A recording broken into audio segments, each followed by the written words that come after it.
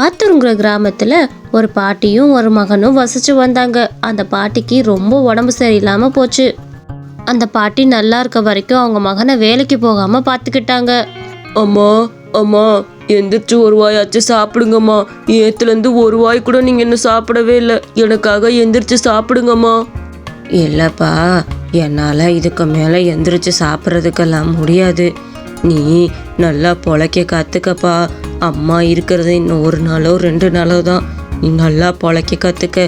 எங்கேயாச்சும் ஒரு லக்கம் வேலைக்கு போ. இல்லை நம்ம தோட்டத்திலேயே ஏதாவது செடிகளில் வச்சு அறுவடை பண்ணி பொழைச்சிக்கப்பா. இனிமேல் அம்மா உன்னை காப்பாற்றுவேன்னு நம்பாத. அம்மா நீங்கள் இல்லாமல் எப்படிம்மா? நம்ம தோட்டத்தையும் நான் விற்று தான் உங்களுக்கு மருத்துவ செலவே பார்த்தேன். இப்போ அந்த தோட்டமும் இல்லாமல் போச்சு. நீங்கள் இல்லாமல் நான் எப்படி தான் வாழ போகிறேன்னு எனக்கு தெரியலம்மா. எனக்கு ரொம்ப பயமாக இருக்குது. அனாதையாக விட்டுட்டு போகிறீங்களே இப்படி? அப்படி சொல்லாதப்பா. காலம் வந்தால் யாரும் போய் தானே ஆகணும். நான் மட்டும் அதில் என்ன விதி விலக்கா? எனக்கு தெரியும் நீ இந்த மாதிரிலாம் கஷ்டப்பட போகிறேன்னு. அம்மா நான் என்னம்மா பண்ணுவேன்? கடைசி வரைக்கும் நீங்கள் என்னை நல்லா பார்த்துக்குவீங்கன்னு நினச்சேன். எனக்கு இருக்கிறதே நீங்கள் மட்டும்தான். சின்ன வயசுலேருந்தே என்னை செல்லமாக வளர்த்துட்டீங்க.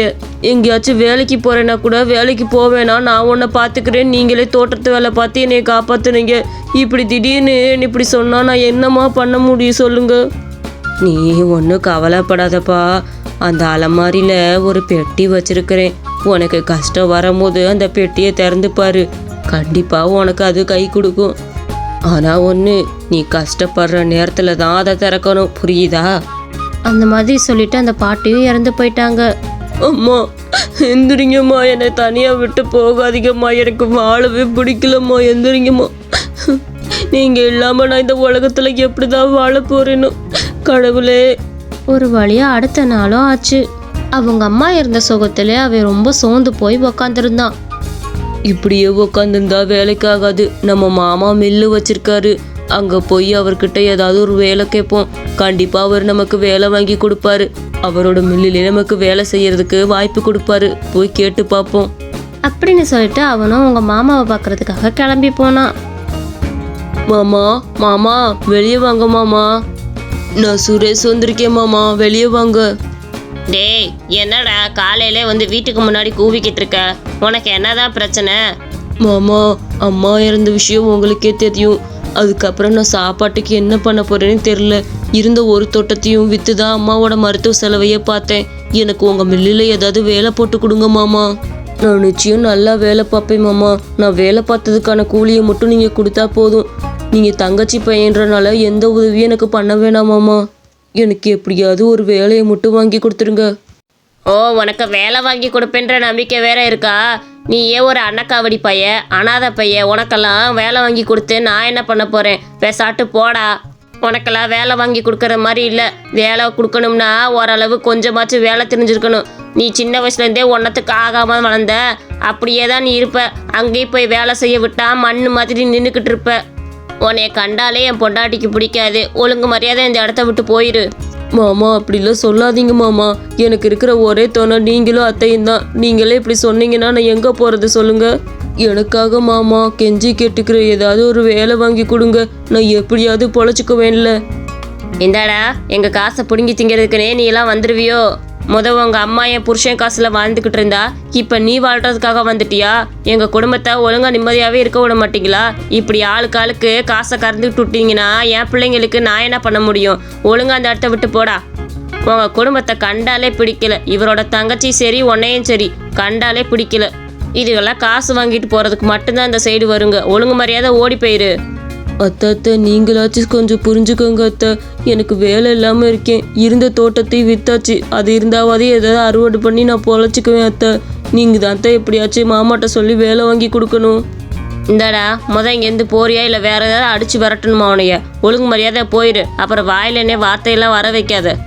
மாமா மாமா ப்ளீஸ் மாமா, எப்படியாவது எனக்கு வேலை வாங்கி கொடுங்க மாமா. எனக்கு நீங்கள் உங்களை விட்டால் யாருமே கிடையாது. எங்கள் அம்மாவும் இறந்து போயிட்டாங்கல்ல. என் சூழ்நிலையை புரிஞ்சுக்கோங்க. அதுவும் நிறைய கடனை வேற ஊருக்குள்ளே வாங்கி வச்சிருக்கேன். தலை காட்ட முடியாது மாமா. எப்படியாச்சும் உதவி பண்ணுங்க.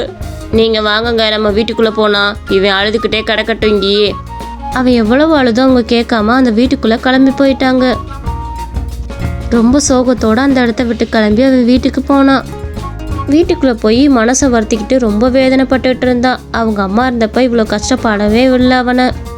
அட, அம்மா ஒரு யோசனை சொன்னாங்களே, இந்த கபோர்டுக்குள்ள ஒரு பெட்டி வச்சிருக்கேன், உனக்கு ரொம்ப கஷ்டப்படுறப்ப இந்த பெட்டியை திறந்து பாருன்னு.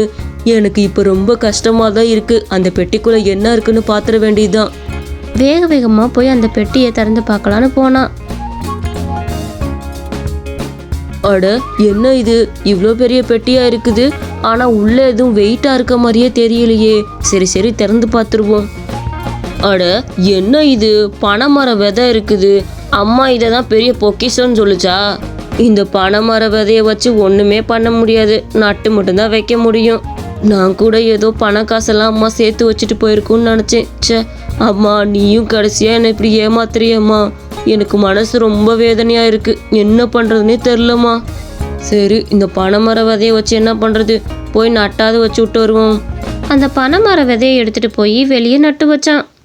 எனக்கு ஆறுதலா ஒரு உறவு கூட இல்லை, நீயாச்சும் நல்லா வளர்ந்து வா, நான் தனியா இருக்கப்போ உன்கிட்ட பேசிக்கிறேன் என்ன அப்படின்னு சொல்லிட்டு அந்த பனைமரத்து விதைய அங்கனக்குள்ள நட்டு வச்சான்.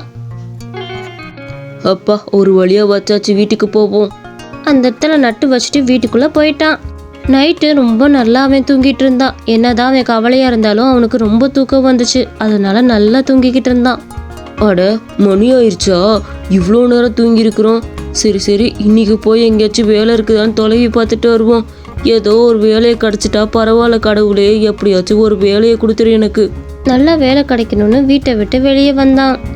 வீட்டுக்கு வெளியே வந்தது பார்த்ததுமே அவனுக்கு ரொம்ப அதிர்ச்சி காத்திருந்தது. அவன் போட்ட பனைமர விதை நல்ல மரமா முளைச்சிருந்தது.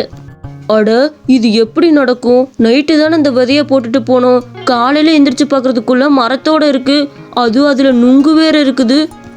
அட கடவுளே, இது எப்படி நடந்திருக்கும்? சரி சரி, போய் நம்ம அந்த நுங்கெல்லாம் பிடுங்கி பார்ப்போம் எப்படி இருக்குதுன்னு. அவனும் அந்த நுங்கெல்லாம் பிடுங்கி கீழே போட்டான். அட, எல்லாமே நல்ல நுங்கா இருக்குதே, எப்படி இந்த மாதிரி வந்திருக்கும்? ஆச்சரியமா இருக்கு கடவுளே. அவன் திரும்பி பார்க்கறதுக்குள்ள அடுத்த நுங்கு அந்த மரத்துல இருந்தது. அவனுக்கு ரொம்ப ஆச்சரியமா போச்சு. அட, என்ன அதுக்குள்ள திருப்ப நுங்கு வந்துருச்சு? அந்த நுங்கையும் பிடுங்கி கீழே போட்டான். இப்படி அவன் பிடுங்கி பிடுங்கி போட போக அந்த நுங்கெல்லாம் திரும்ப திரும்ப வந்துட்டு இருந்தது. அவனுக்கு ரொம்ப ஆச்சரியமா போச்சு, எப்படி இதெல்லாம் நடக்குதுன்னு. அட, எப்படி இது ஒரு மாயாஜால மரமா இருக்கே, நம்ம நுங்கு பிடுங்கி பிடுங்கி போட இன்னும் வளர்ந்துக்கிட்டே இருக்கு. அவன் நிறைய நுங்குகளை பிடுங்கி பிடுங்கி போட்டு பார்த்தான். எவ்வளோ பிடுங்கினாலும் அந்த இதில் திரும்ப திரும்ப வளர்ந்துட்டு இருந்தது. அட, இவ்வளவு நுங்கு இருந்துச்சுன்னா நுங்கு கடை தாராளமா வைக்கலாமே. அது மாதிரி இந்த சீசனே இல்லாதப்ப நுங்கு கடை வச்சோம்னா எவ்வளவு நல்லா ஓடும். அது கொஞ்சம் கம்மியான விலைக்கு கொடுத்தா அதை விட ஓடும். வேகமாக போய் அந்த நுங்கெல்லாம் எடுத்துட்டு வந்து நுங்கு கடை வச்சான். வாங்க வாங்க கிராம மக்களே, எல்லாரும் நுங்கு வந்து சாப்பிடுங்க. சீசன் அவ்வளோ இல்லாதப்ப கூட நான் நுங்கு தருவேன், எவ்வளோ வேணாலும் வாங்கி சாப்பிடுங்க, கம்மியான விலையில அதுவும் நான் நுங்கு தரேன், எல்லாரும் ஓடி வாங்க. என்னங்கண்ணே, இந்த நுங்கு சீசனே இல்லை, பரவாயில்ல, நீங்கள் நுங்கெல்லாம் வச்சிருக்கிறீங்க.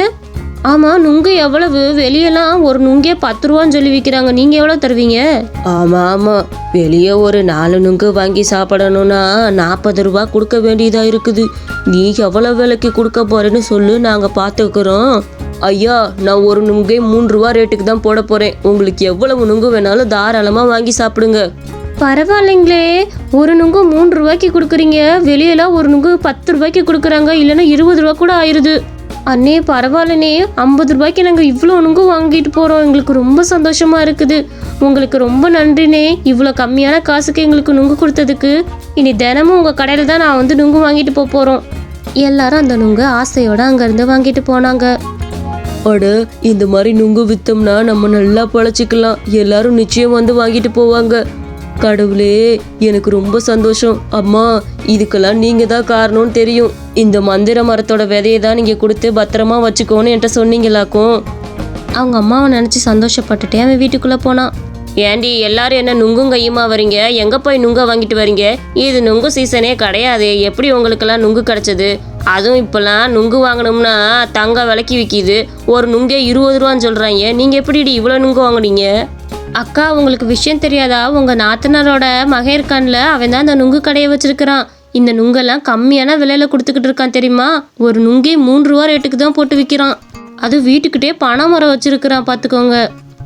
நீங்களும் வேணும்னா போய் நுங்கு வாங்கி சாப்பிடுங்கக்கா, ரொம்ப நல்லா இருக்குது. நல்லா தண்ணி சுவையில் சூப்பராக இருக்குது, உள்ளே அப்படியே தண்ணியாக கொட்டுது, பார்த்துக்கோங்க. உங்களுக்கு வேணும்னா நீங்க போய் அவங்கள்ட்ட வாங்கி சாப்பிடுங்க போங்க. அவ கோவத்தோட வீட்டுக்குள்ள உட்காந்துருந்தா.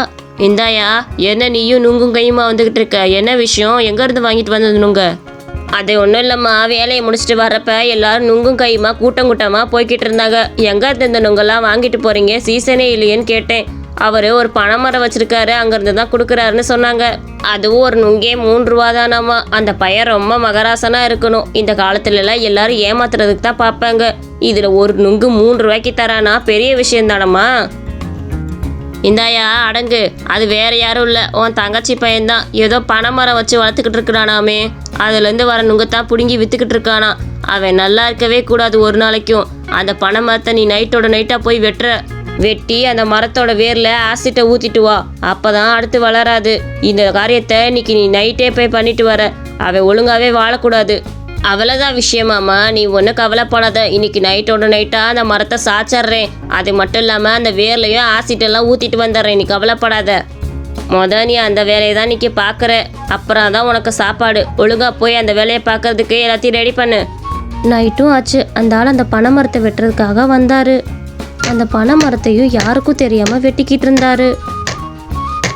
அவ்வளோதான், இந்த பனை மரத்தை சாச்சாச்சு. இனி ஒன்றும் பிரச்சனை இல்லை, போயிடுவோம். அவரு கொஞ்சம் தூரம் தான் நடந்து போயிருப்பாரு. திடீர்னு பின்னாடி பார்த்தா அந்த மரம் சட சட சடன்னு வளர்ந்துச்சு. அட, இந்த மரத்தை இப்போ தானே வெட்டணும், அதுக்குள்ளே எப்படி இவ்வளோ பெருசாக வளர்ந்துச்சு? ஐயோ, இங்கே எதுவும் பேய் இருக்கும்னு நினைக்கிறேன். இந்த இடத்த விட்டு ஓடிடுவோம். அந்த ஆள் வேக வேகமாக அந்த இடத்த விட்டு ஓடி போயிட்டாரு. அந்த மரத்தை யாருனாலும் எதுவுமே பண்ண முடியல. காலம் முழுக்க அதே இடத்துல இருந்துச்சு. அவங்க அம்மா கொடுத்த மந்திர விதையால அவன் நல்லபடியாக வாழ்ந்தான்.